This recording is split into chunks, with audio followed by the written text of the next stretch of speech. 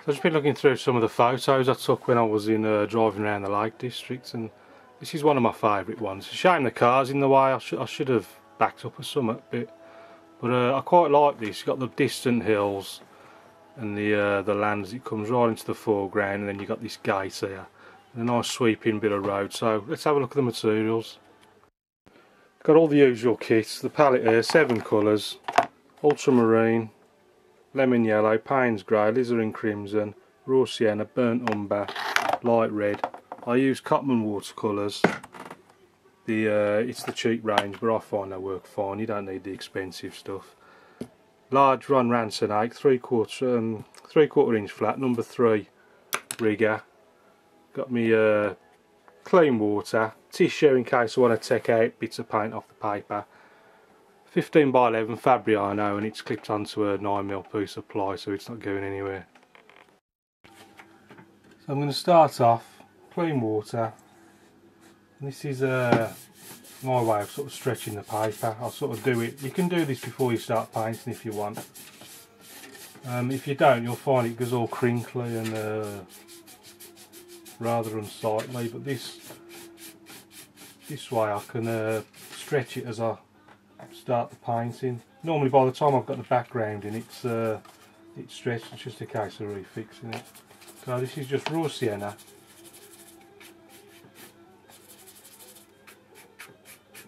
Well, no particular order to it. Don't put it on evenly, just mix it up, leave little gaps here and there. And then I'm going to go ultramarine, a bit of Payne's grey, and then just dance around. There, put down the bottom. And then I'm going to go into the same 3 colours. And start to put in these distant hills. What I'm going to do first,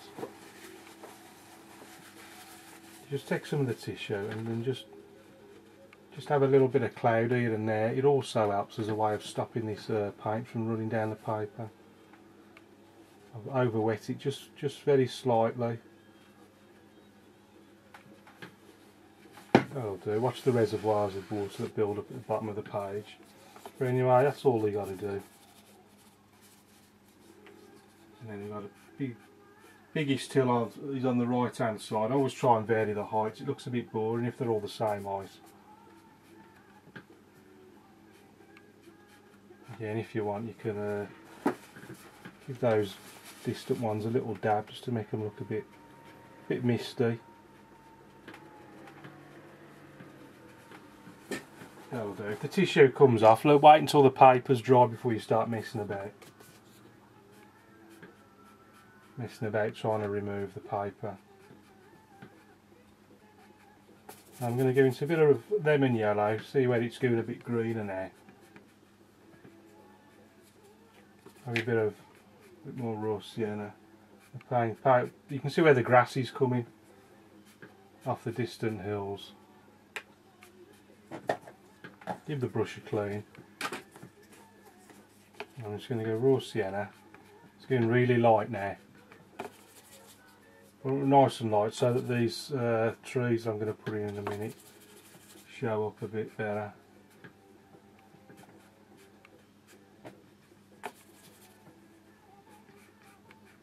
That's in there nice and light. Now I'm going to do some distant trees now. So I'm just going lemon yellow, Payne's grey. Now these ones are miles away, so I'm just doing them very light, very small, just almost little dabs here and there, just very faint. Now the next one's coming a little bit further forward, and I'm putting these at an angle, so see how it divides up the land.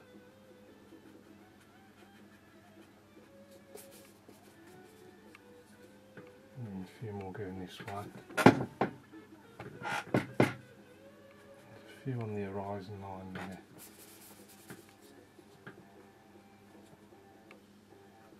And a few more there, just to divide this land up a bit.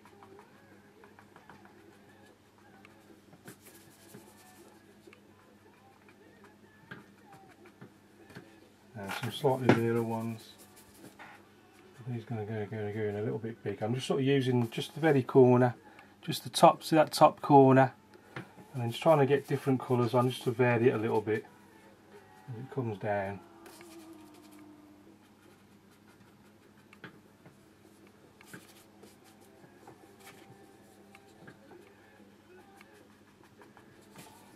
Give the brush a clean. And just a bit raw sienna. Bit of lemon yellow, a few more lighter ones there. And we've got this land's coming a bit closer now. I'm going to clean the brush. I just want some raw sienna, a bit too much water, raw sienna, a bit of lemon yellow.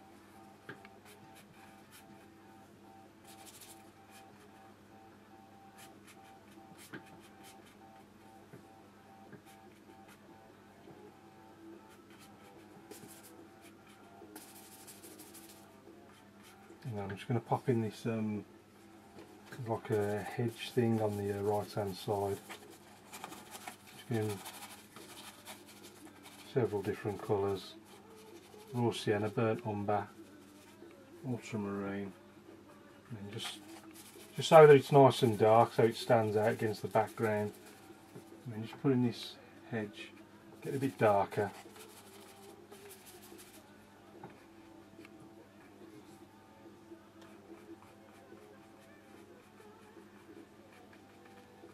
Something like that. Paper stretch, so I'm just going to give it pull it tight so that it's flat on the board to work with, and then we're ready to go again.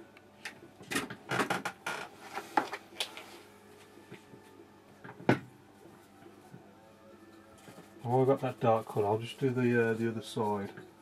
So there's going to be a gate about there, and then there. I want this really dark now.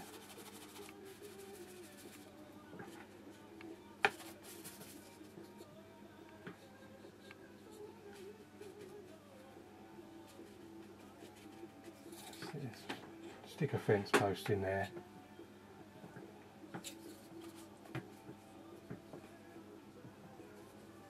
Let's get that a bit darker as well. It's a bit higher.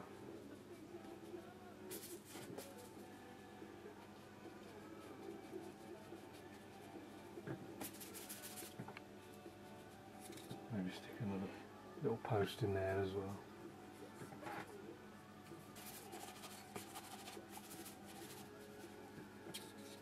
And stick this one in with the hake, and then I'm going to stick another one in there. Come down too low, it doesn't matter. Now I'm going to stick the gate in next. So I'm staying with these dark colours like burnt umber, ultramarine, and then we put the two end bits. Now I'm going to stick in the cross pieces.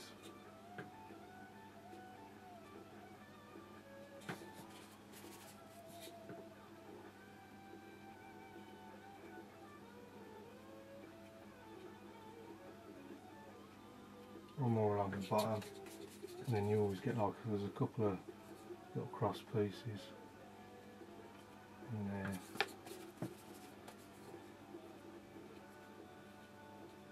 So that's the gating, and underneath that there's a bit of mud, raw sienna, bit of burnt umber.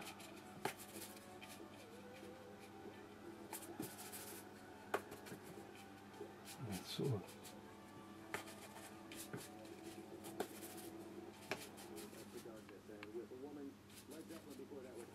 now on the left hand side there's a bit more grass, so raw sienna, a bit of lemon yellow, ultramarine,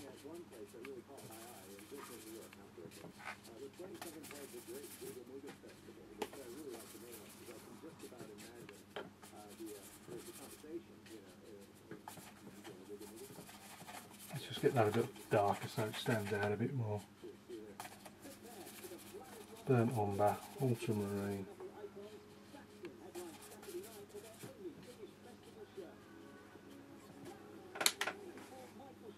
Let's just define that little bit better with a few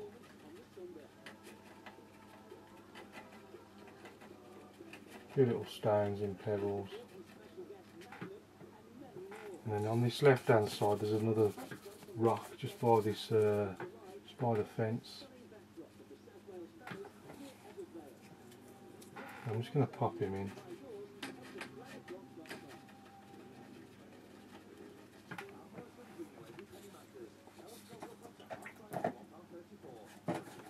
Just in front of this hedge that goes off into the distance there, we've got a little bit of grass.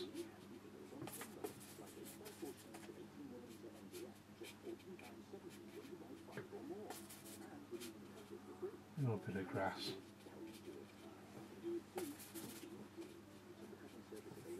And then we got the road finally that sweeps round. So for the road I'm going to go, don't want much water on the brush because I want the paint to break when I put it in. We've got red, light red, ultramarine, not too much water.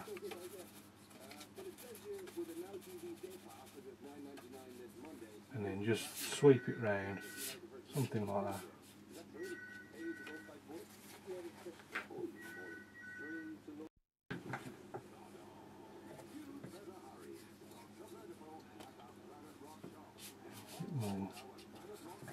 So that's the road bit, and then can't see it in the photo, but I'm just going to put a bit more grass on there.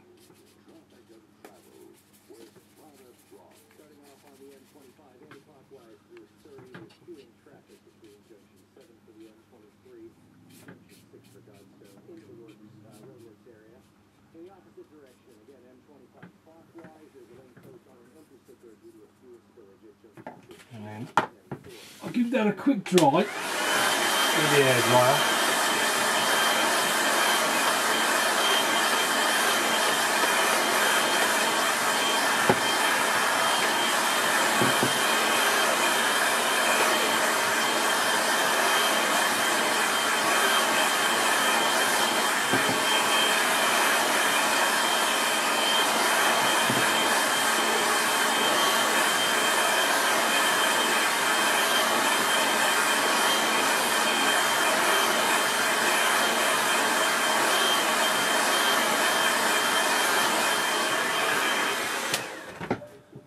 Now the paper's dry, I'm just going to take a dry brush and then I can just take off these bits of tissue, paper that came off.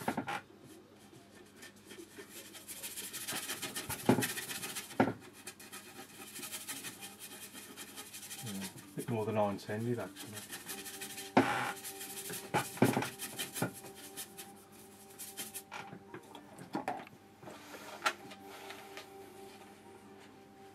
I'll just make the mud a bit more, try and define that a bit more really.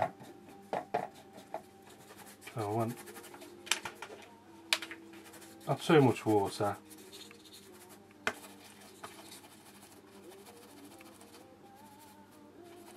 Burnt umber, ultramarine. I'm just going to try and define this area a bit better. Maybe a bit more.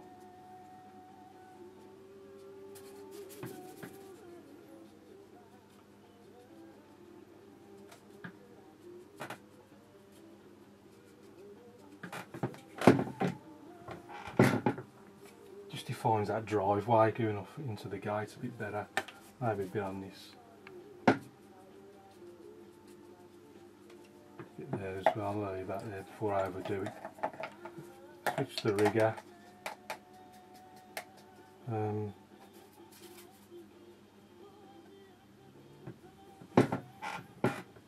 See a couple of birds in the air.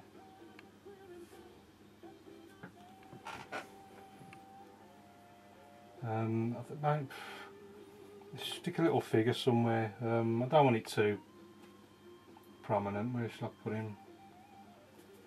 Maybe just walking off over here somewhere.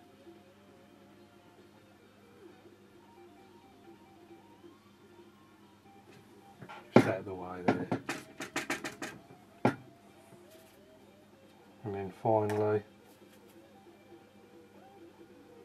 just pop your signature in the corner. And that's another one finished. Let's have a quick look at the photo. So there's the painting, and there's the photo I was working from, minus the car. As usual, starting with the sky and those distant hills. Putting those distant hills in the same colour as the sky, and then I've used tissue just to dab out some clouds and soften the tops of these, just to give it that sort of misty look.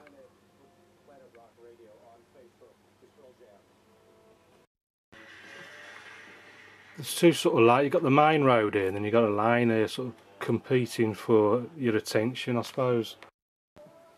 What I should have done was made one more dominant, maybe the road a bit more dominant, because this is taking up almost the same sort of space. I was generally trying to allow one thing to dominate the scene, otherwise it gets too confusing, your eyes all over the place. Usual with the rocks, just give it a quick scrape with the card.